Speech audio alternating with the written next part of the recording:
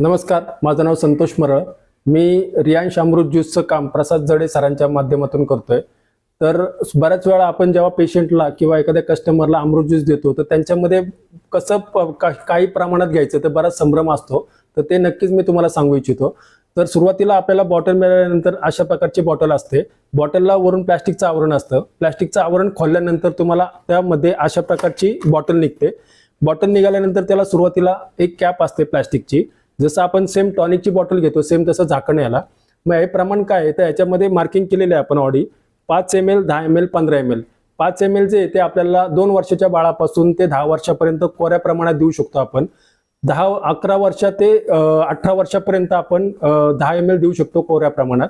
ते सेम मोठ्या वयोगटात म्हणजे 18 पासून पुढच्या लोकांसाठी आपण 15 ml सजेस्ट करतो. मग हे प्रमाण घ्यायचं कसं तर जेव्हा सकाळी उठल्या तुम्हाला अनुषपोटी म्हणजे ब्रश न करता तुम्हाला बॉटल पूर्ण शेक करायची.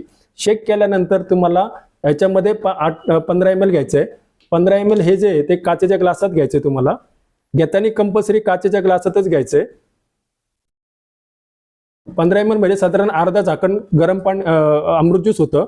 सेम 50 ml आपल्याला 50 ते 60 ml आपल्याला गरम पाणी घ्यायचंय. गरम पाणी ऑडी आपण करून ठेवलेलं होतं.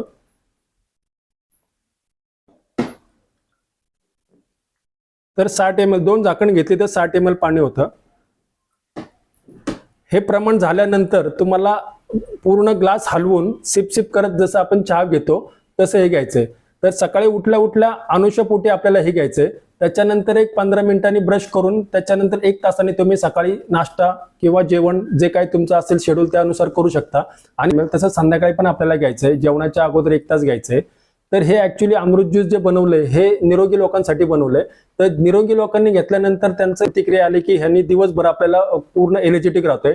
सेम ज्यांनी आजारी आहेत लोकांनी त्यांनी घेतलं तर त्यांनी त्याच्यातनं आजारमुक्त झाले. तर नक्कीच एक हेल्थ टॉनिक म्हणून खूप याचा अभिप्राय खूप चांगला येतोय आता आजकाल लोकांचा. तर नक्कीच तुम्ही पण घ्या. ह्याला पथ्य फक्त एकच आहे की ते सकाळचा आणि संध्याकाळचा जो आपण चहा घेतो तो फक्त याला चहा पूर्णपणे बंद करायचा आहे. मित्रांनो, तुम्ही मला खूप ऐकून घेतलं छान पद्धतीने. तर नक्कीच धन्यवाद. हर रियांश घर घर रियांश.